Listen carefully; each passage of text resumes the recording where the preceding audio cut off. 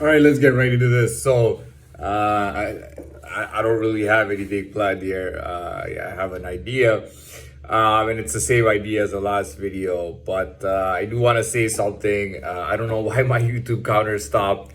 Um, it does bother me a little bit because I mean, it's nice to get that number. It feels rewarding when you put up a video, and it feels rewarding when you get a certain amount of views. You might say that maybe I don't deserve the views because it's literally it's very short videos, and they get a lot of views on them. But the whole idea behind this channel is the fact that I'm doing all these content videos. Now I have a certain number of subscribers. Again, I'm happy with the number of subscribers I have. It lets me know that there is at least some people watching and seeing what the current videos are on the channel. Again, I don't really understand it because the last time I posted those type of short videos, I was getting 2,000 views per video. And I was getting comments and likes and people and all that stuff. So now I got no likes, I got no comments, I got no I don't really need comments even so much, but I got no likes, I got no views on it. And I know that's impossible because how could I go from having over 2,000 views on every short video and post a short video and not get any views? I don't know if the view counter is not working or it simply just has not counted my views. Why does it matter to me? Because I like seeing that actual number. It's like getting points or something, and you see the points being given to you, and that you're told that they're given to you. I mean, I don't doubt the fact that over 2K views, I had over 2,000 views on those videos. I'm pretty sure that on average it was 2,000 views, meaning if one was 1,000, that the other may be 3,000, and therefore I get an average of 2,000 views per video. I do appreciate the fact that people did subscribe and that they continue to watch. I do get views on these videos. The content videos that I post, I do get a little bit of views on them. And the reason is that people don't want to sit through 10 to 15 minutes of any kind of discussion or speaking.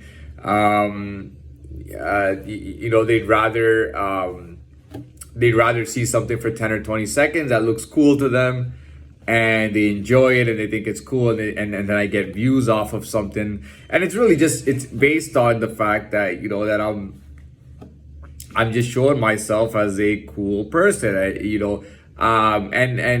got to understand that in today's world, almost everybody has some kind of cool clothing or decent clothing. The truth is, when I was a kid in the 90s, and I wish everybody was growing up in an era like that, they used to say they used to say the clothes don't make the player makes the clothes, right? Because you can have the same outfit on as another person, yet look way better doing it, or even your style and the way you go about it can be much different, and that speaks volumes. There are people, they wear very nice clothes and all that, and it's not really even looked at like it's nothing special. So I want to get my views back going for those videos. I like getting those views. Whatever the appeal is, there's definitely appeal when you get those numbers of views. And anyways, so I started with that. I spent some time on it, and I like to move on from that. I did not post a video yesterday. I used to post a video every day, and I didn't post one yesterday. And I said that I will be less frequent in posting videos, but here I am now. My idea was just to sort of add on to or talk more about the last idea the last video's idea, or the idea of the last video, which was a success, and I was talking about self-development and things like that. It's nice to get success, and you got to understand that typically in the early stages of success, it's not always seen right away. And that's one thing, that's a big deal. This world, we love to feel things more than we talk about things, right? If you see a really cool commercial, you go, wow, I really like that.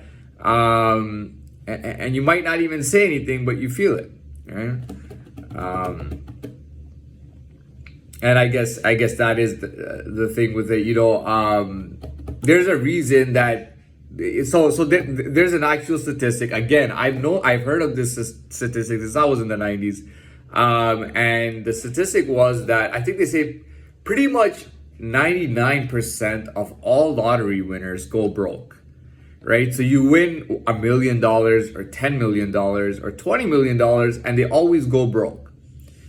Right? And you got to understand that, obviously, it's not as simple as, oh, my life would be so much better if I had $1 million. That's not true at all. You really have to be wise with the way you budget and with the way you spend your money. They say reality bites. That's another thing from the 90s. I don't know what's happening lately. I keep remembering these quotes from the 90s. They used to say reality bites, as much as you feel something and it's fine and everything, the truth is, you do have to give yourself a reality check, but in a way that you don't underdo it and you don't overdo it. And I think that's important to get that right perfect point. How about I talk about a few successes I may have had? Now, first of all, I am not a university professor. I have not won a Nobel Prize. I have not won, Professor of the Year award or anything like that, right? But the thing is that YouTube is flooded with these videos. Everywhere is flooded with these videos. Everywhere has some kind of speaker coming in. And some of them are motivational, or some of them are professors, and they've been educated and everything. Obviously, I don't have that credibility with my videos, but all I'm really going on, and I learned from this, and it's crazy because I listened to a song from, I think it was from the 90s, right? It was a song, and here's the funny thing. I mean, there's no way that me as a child that someone would have ever even felt or noticed me enough to vibe with me or to see me do something and want to do something. So I hear this song from the 90s, and they got something in there that I used to, I didn't even know. I listened to this audio thing like literally probably 500 or 600 times, and I hear this song from the 90s. I'm like, that's crazy, man. Like, you guys were listening to that, and I listened to that over 500 times, man. Like, that is insane. So that's a big deal. What else could I talk about? Okay. So again, I was gonna talk about successes I've had before I move on. So the successes, and I'll go through this real quick. I don't have any major successes. One thing I was very good at, I got an 87 in 12th grade university English, but I really got a 98, 99, 97. And then the last essay, I pretty much just did horrible on. I got 60 something because I was just sick of reading books and writing essays. But I got an 87 in it because I'm good at reading something or looking at something, analyzing it, and then giving my own take on it. Again, that was a private mark. I got that mark and it was private, and I guess that's one of the related successes to this stuff. Now, moving on, what I want to talk about here is I want to talk about, and this is very relevant for success. It's the bottom and the top. Literally, if this is the bottom, this camera, by the way, has a length, right? It's going this way, so the width is less and the length is longer, right? So this, we would say that here's my hand, this is the bottom, and this is the top. You should be able to see this. Okay, let's just make it easier. You got the top and the bottom, right? And how do we talk about that within people? And I can do this very quickly. We have time for that.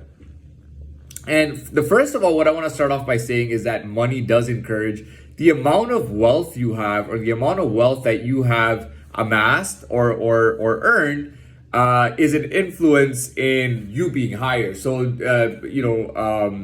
typically, the higher you are, like we're just talking about on a level of success as a society, as a world, as a planet, as nations, as continents, and as societies, we have a bottom and we have a top. And, if I was throwing out odds there, I'd say, even mathematically, I'd say, the more, as you go higher, the general income earning or wealth goes higher as well. But at the same time, you can have somebody at the bottom who's got a lot of money, who's even earned a lot of money. And you can have somebody at the top or somewhere around this top section that doesn't really have that much money to spend at all. You know what I mean? They don't even have that much money, but they're in that area.